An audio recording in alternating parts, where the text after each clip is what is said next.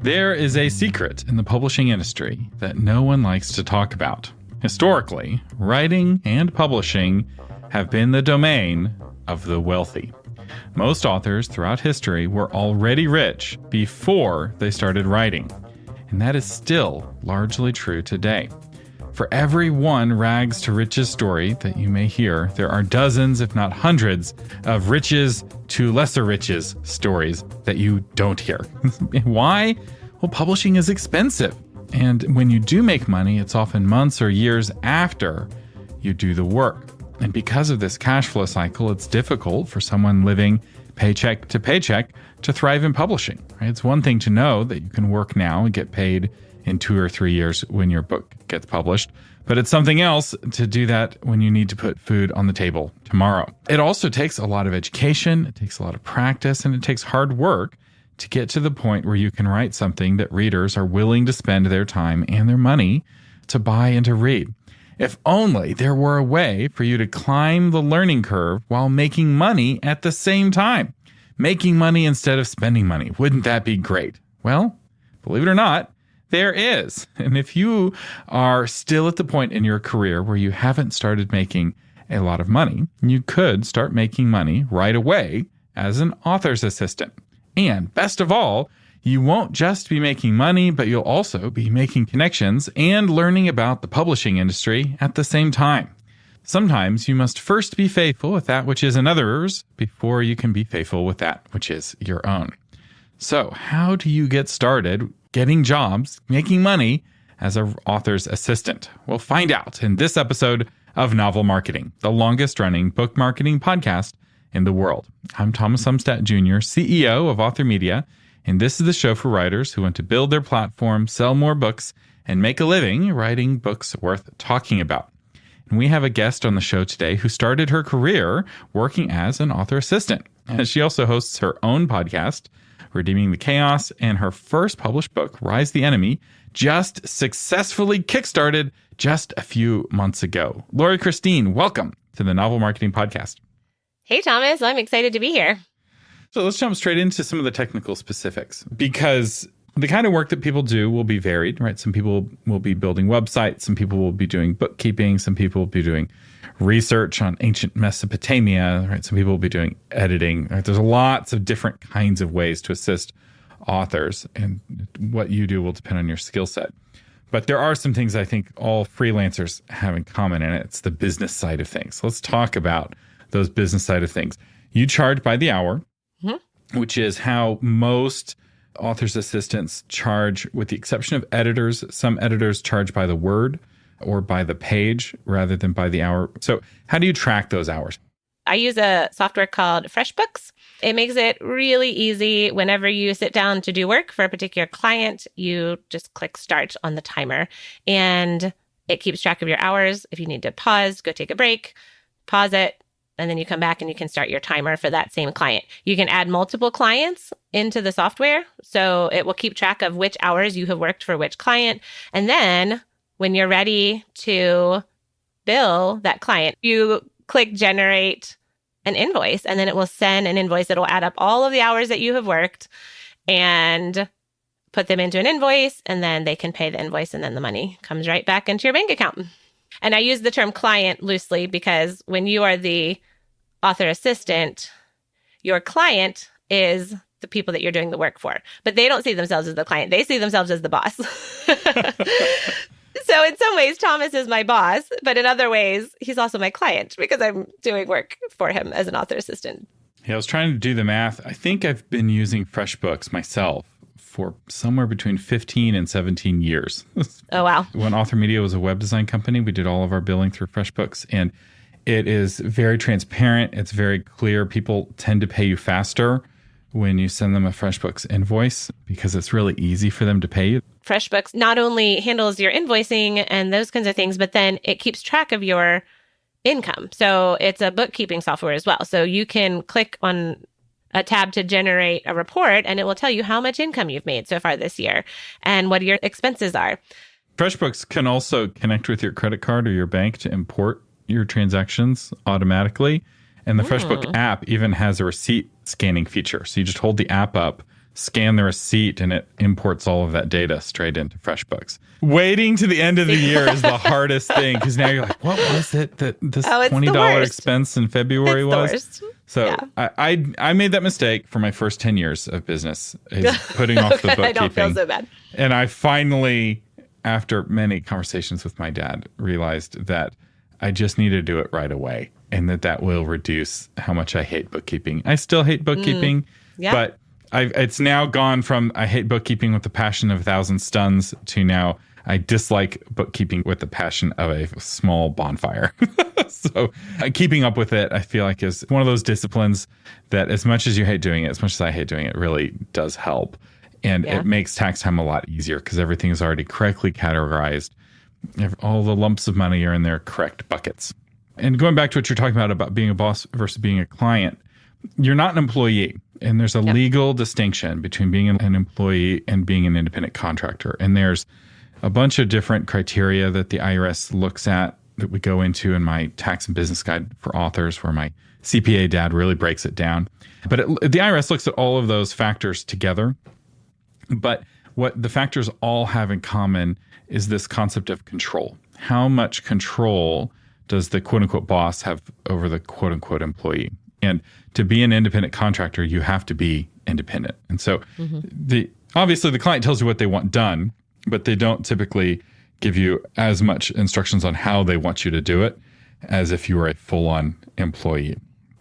So like, for instance, I don't tell you when to work. You work when you feel like it, which is great if you have kids or if you're a caretaker for somebody who's ill. If you don't have to be at work from 9 to 5, it gives you that flexibility. It's one of the great benefits of working as an author assistant is that you have a flexibility to work at midnight if you want to, or work at 4 a.m. if you want to. As long as you're meeting those deadlines that you have, it doesn't matter when you do the work. And if you're going on vacation for a week, you can, depending on the job, you can usually work ahead and plan ahead and be like, okay, I'm going to get all of this work done before I leave to make sure that I have that time. So it's a very flexible job to have. That's right. But unlike being an employee, it's not paid vacation, right? So you're not paid for the days you're on vacation. And so it requires a higher level of financial discipline and financial responsibility that really, if you're employed with a traditional job, you should have as well, because you never know when you're going to get laid off. You only have the illusion of stability, whereas the freelancer is staring the instability in the face every day.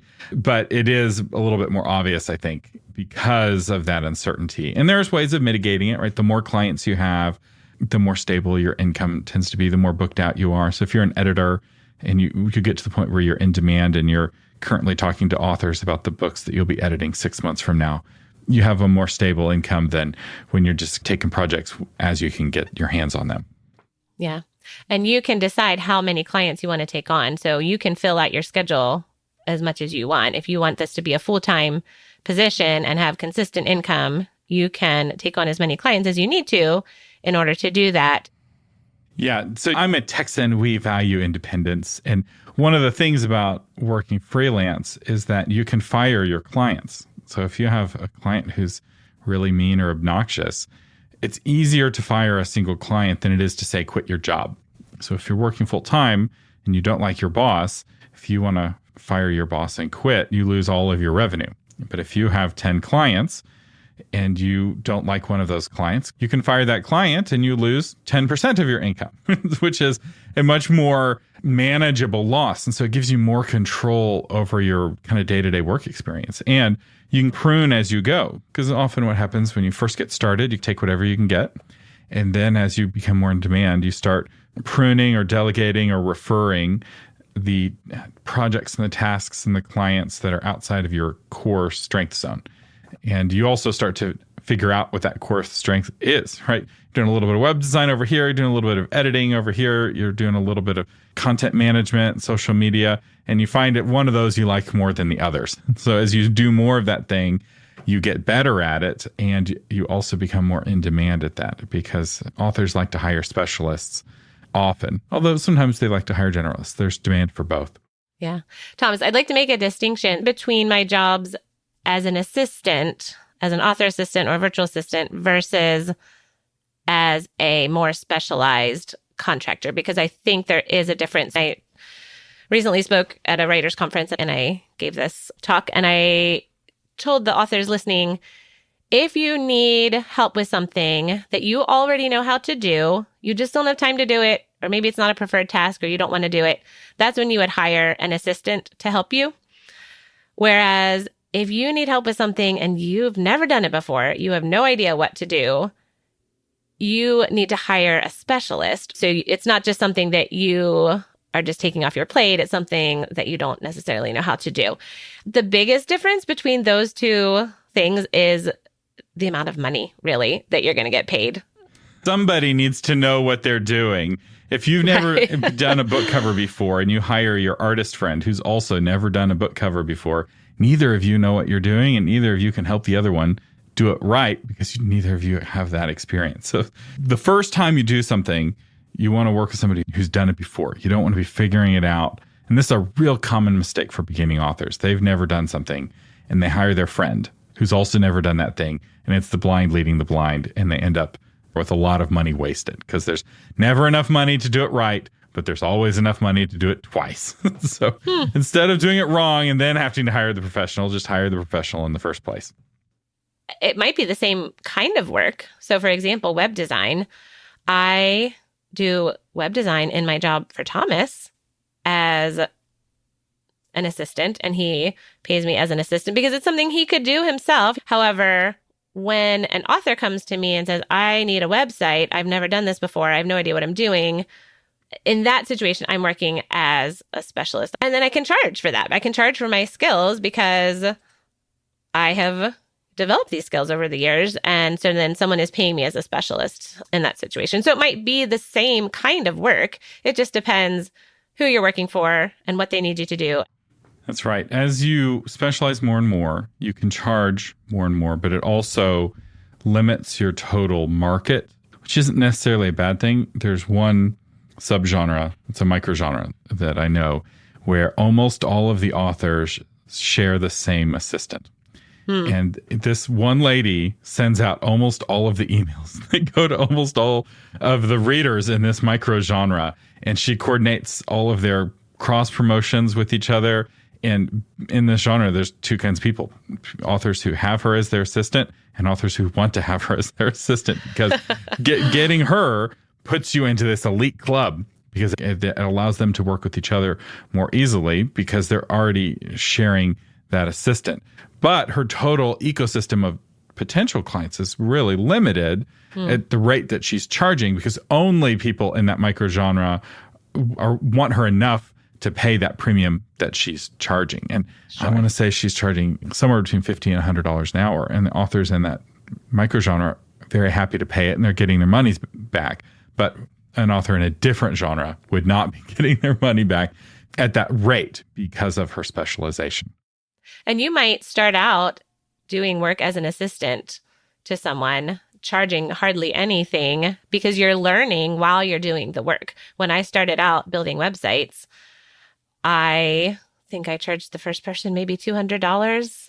And that was probably a lot for the quality of work she got. But she understood that I wasn't experienced and I was learning. But I was able to learn those skills while I was doing the job. And that's a huge benefit of being an author assistant, is that you get to learn while you're working, while you're getting paid. And I have learned so many things just by working alongside Thomas, along with Steve Lobby. I've worked for other authors as their assistants. So there's just so many skills that you learn that help you in your book publishing career. And you're getting to practice on somebody else's work who's looking over your shoulder and effectively giving you, from one perspective, free quality control, right? So every mistake you make is pointed out by your clients and then you go in and fix it. You can charge whatever you want as a freelancer. You get to set your own prices, and it's okay to set your prices low. And it's okay to raise your prices moving forward. And it's also okay to raise your prices, but only for your new clients, right? You don't have to charge all of your clients the same. You have a lot of freedom. You have a lot of independence running your own business, which is effectively what you're doing. And speaking of business, let's talk about the business side. How are you set up legally? Do you run your freelance business through an LLC or through an S Corp? When I started, I ran my business as a sole proprietor, which basically means it's just me. I don't have any employees. I didn't have an official business entity. And we filed taxes for my business along with our family taxes. So it was just like additional income. And I was a sole proprietor through that. However, since then, I started an LLC for my business. It's called Sweet Bay Media. So now my business is run through that LLC. But to get started, you don't have to have an LLC. There are benefits to doing that, whether you're working as an author assistant or not. You know, Thomas has episodes on why it is beneficial to have an LLC just as an author. But you don't have to have that in place in order to start making money as an author assistant. And you get to reuse that LLC. So Sweet Bay Media, you initially were using it for sending invoices to clients and collecting business income. And I imagine you had a business bank account attached with that LLC. So you're able to keep your business expenses and income separate. But now that you're doing a Kickstarter for your book, your Kickstarter money is coming into that LLC. That's the LLC that will be publishing your book. And so in some ways, it's no additional work, right? Because pretty much every author, once they're successful enough, ends up forming an LLC, whether you're traditionally published or indie published. The indie authors tend to do it sooner. They don't need to see as much success to need the liability protection of the LLC, but everyone does it eventually.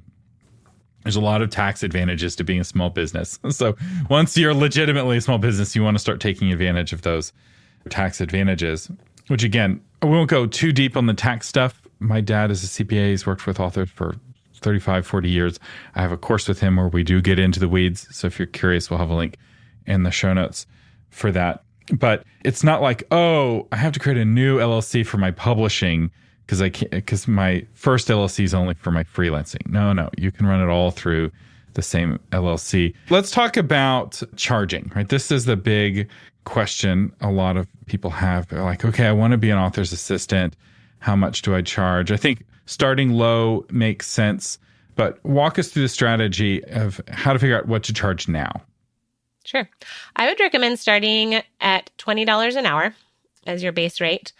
And then as you continue to add clients, as you continue to gain skills, you can determine whether it's time to raise your prices. So for example, if you are totally booked, you have no time in your schedule, and you still have people contacting you and saying, hey, I want you to be my assistant. I want you to work for me.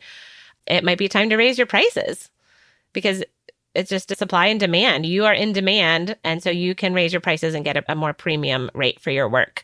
So when I was doing photography, I wanted to establish myself as like a high-end photographer. And so I started charging higher amounts of money for my work. And people paid it because they didn't want the photographer that was only charging $50 to take pictures of their newborn baby. Like they wanted the best. And they're like, oh, well, if she's charging $1,200, she must be the best. And so I'm going to pay that. And so there is an aspect of, obviously, you don't want to overcharge. There's a balance there because if you charge too much, then you're not going to have any clients. But if you charge too little, then people think, oh, she must not be very good. She must not be in very high demand. I don't really want to work with her. I'm going to hire somebody who's actually a little bit more expensive. This strategy of start off really low to fill up your time and level up your skills is really good. And then use your busyness to set your rates. It's a really solid strategy. And then it allows you, if times are tough, you just lower your rates a little bit until you're able to bring in the more clients. You can basically use your pricing as this variable thing to give you a surprisingly high level of stability.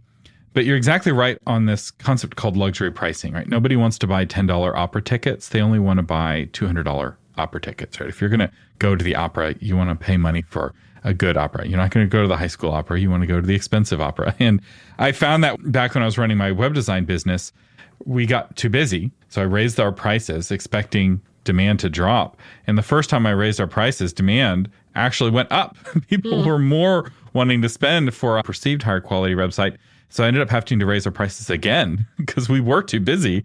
And so very quickly, my prices had to go up until I found that equilibrium where we weren't too busy anymore. So once you start to build a reputation, once word of mouth starts to kick in, it can be a really virtuous cycle, and it can make for a really good enduring income that can help protect you from the shocks of publishing. So writing books tends to be real lumpy income, right? You get a big advance, or if you're indie publisher, you have a big launch. But for older books, they don't sell as well. So you have to write a new book. So that's a relatively steady freelancer income can be helpful.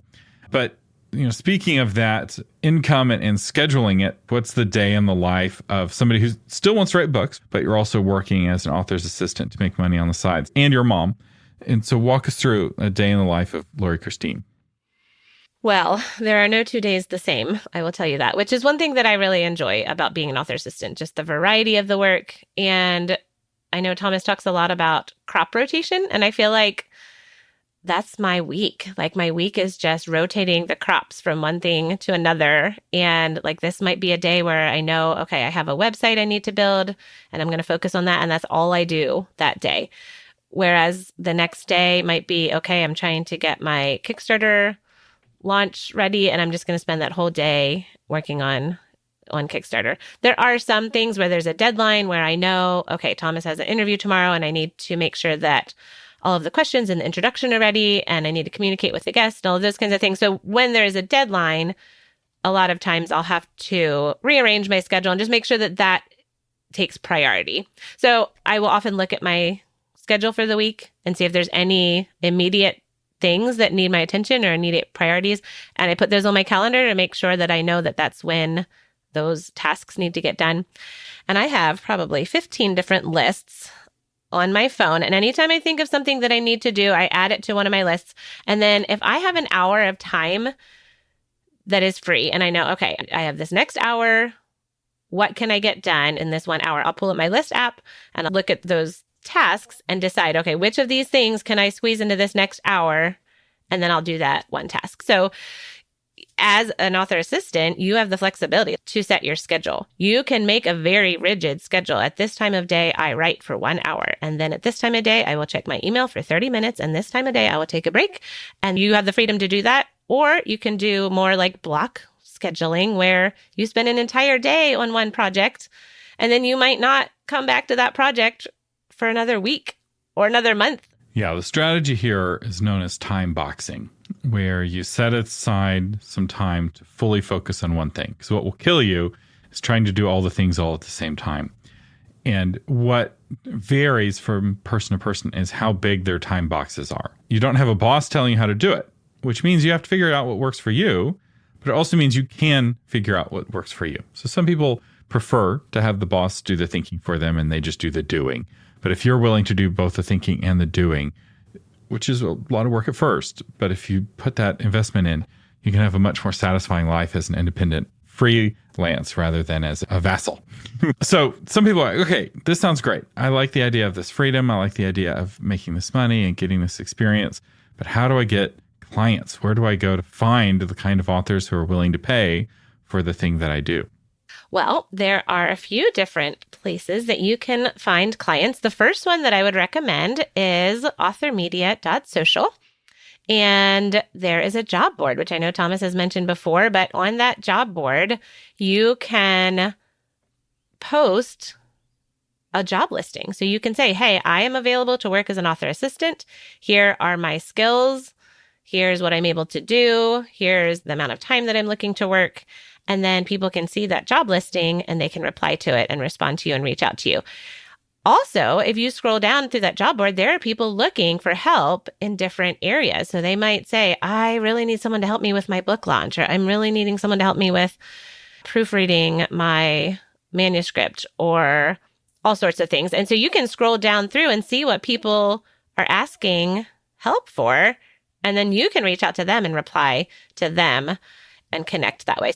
My pro tip for authormedia.social, you can set custom notification settings for each area, each space inside of authormedia.social. And the default notifications settings for the job board is kind of low. I think it's just like a little red dot or something inside of the app. But if you're looking for work, my recommendation is go and change those notifications to anytime someone posts to the job board, you get emailed. Right? Set it at the highest level notification settings so that you can be the early bird that gets the worm. Because some authors, they'll just hire whoever reaches out to them first. And so be that first person. And now maybe that first project was kind of small, right? They just paid you for 2 hours of work. But now you're friends. You've proven that you can do the work. And the next time they need help, they may not post to the job board. They may just email you directly. And you're faithful in the little things, you'll be faithful in the greater things. And this is totally free, by the way. I don't charge for the job board. I don't charge contractors, and I don't charge authors. It's just my gift to the community. And so take advantage of it. Turn up the notifications. And once you get busy, if you don't want to take on new clients, you can then turn down the notifications or mute the job board altogether. You have a lot of flexibility on authormedia.social on how much you want to get notified of new posts that are being posted. Yeah, that's a great recommendation. One of the great places to find more work, once you already have a few clients, is to ask those clients if they have recommendations for more work. That is probably one of the biggest places that I have gotten additional work as an author assistant, is when one of the people that I am already working with says, oh, I have this friend who needs help with this. Do you have time in your schedule? And I'll say, yeah, sure. And then that new client then also has connections in a whole nother sphere of influence. And so just asking the people that you're already working for to give you recommendations, to share your name with other authors is a great way. And then there are also places like Upwork and Fiverr that you could post a job listing. You can fill out the information and they will list your services, and people can post a job and you can either apply to the jobs that they have posted there, or you can actually go through and search for job listings of what people are looking for. So that's a way to find work as well. It's not quite as personal, but it's certainly doable. I've actually used those services to find people to help me with different services in my book publishing. Another method, especially if you're wanting those kind of higher paid specialist type roles, is to be a guest on podcasts talking about that thing, right? There's a bunch of podcasts for authors, right? I host 2, but there's dozens out there, maybe hundreds out there. And they're always looking for guests, and particularly for subject matter experts. And as a virtual assistant, you're actually easier for them to book, especially if you already have your podcast set up and you're podcast fluent, than a fellow guru who's also teaching a course, right? Because if you have a course on how to use Vellum and somebody else has a course on how to use Vellum, they're not going to want you because you might steal away their customers. But if you're a virtual assistant, you can come on and you're not competing with that podcaster because they're not looking for virtual assistant work, right? The more you focus, the less you compete. That's another advantage, right? So if you just do websites, you can talk about websites on all these different podcasts. They want to do a website episode and they need an expert who can talk about Divi versus Elementor and which WordPress framework you should use or whatever. Now, let's go back to the legal stuff. Sure. I know everyone's curious about this. Contracts. Do you have a contract that you make your clients sign? Yeah, I usually do have a simple contract with people who are hiring me. And it usually is just, yes, I agree to do this work for you. This is what's involved. These are the details. You will pay me this much to do the work, whether it's an hourly rate or a per project rate. And this is when I intend to get it done. Here's how we're going to communicate about this. And so I do have a very simple contract, but there's not lots of legalese. Will you share your sample contract with us if I put it in the Sure. show notes for this episode? Okay. So Absolutely. we'll have, that'll be our special gift to you if you want to see Lori's sample contract. If you want something to work from and you can tweak from there. The key to a good contract is to keep it in clear English. Legalese actually doesn't make a contract better. It makes it worse because it makes it more likely people will misunderstand it, in my opinion.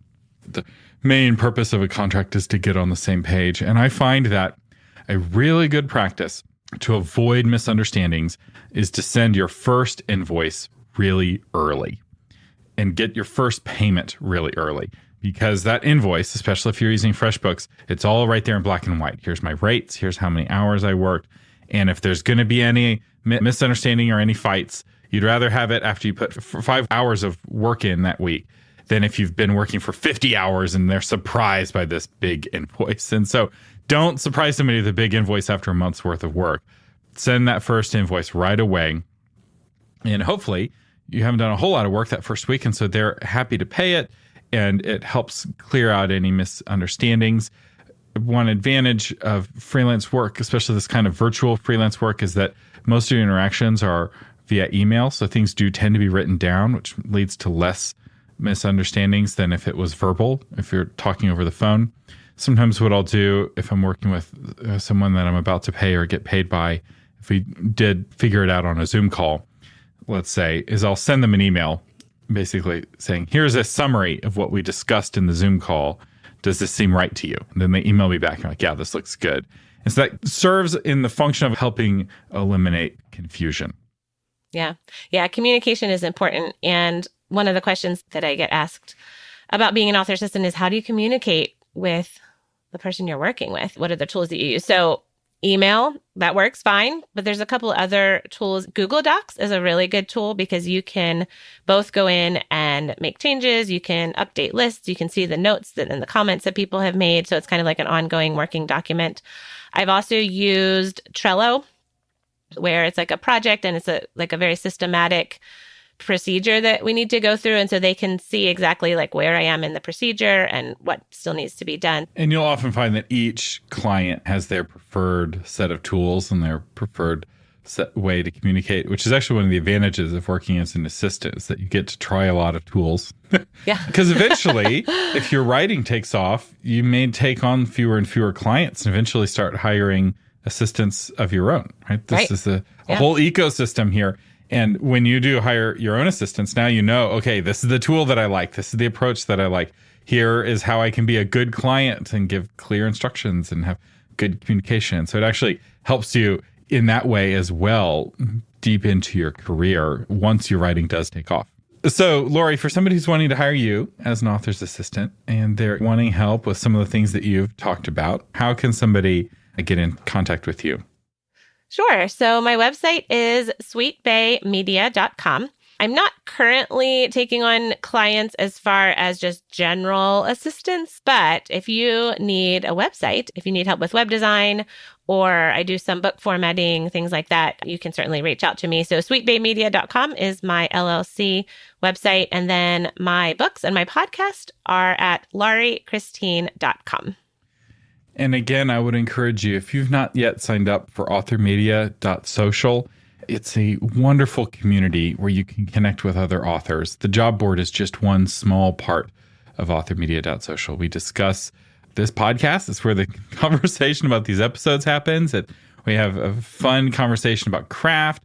There's conversations about platform and promotion. There's a section just about publishing. So if you're wanting to independently publish and you have questions about the process, there's a ton of really knowledgeable authors who are right there with you in the journey to help you out. There's a fun memes board where people post fun writing memes. I enjoy checking that one out, and a whole lot more. And authormedia.social is surprisingly well priced. It is currently the low price of free. All you have to do is sign up. And the website is really easy. Authormedia.social can be found at www.authormedia.social or just go to authormedia.com and click the .social link in the address bar. Our featured patron today is C.L.R. Peterson, author of Lucia's Renaissance. Only a suicidal zealot would even whisper the name of Martin Luther, because heresy is fatal in Renaissance Italy. But Luther's ideas ignite Lucia's faith, so she must choose, abandon her beliefs or risk her life. Journey with Lucia as she navigates the dangerous world of 16th century Italy. C.L.R. Peterson, thank you so much for being a patron and for helping keep the show on the air. I could not do this without your support. The Novel Marketing Podcast is a production of Author Media. Our guest today was Laurie Christine. Our producer is also Laurie Christine. The audio editing is done by William Umstadt, and the blog version is crafted by Shauna Lettler. To read that blog version of this episode, visit authormedia.com/378. To discuss this episode with other authors, go to authormedia.social. And I'm Thomas Umstadt Jr., your host, saying thank you for listening and live long and prosper.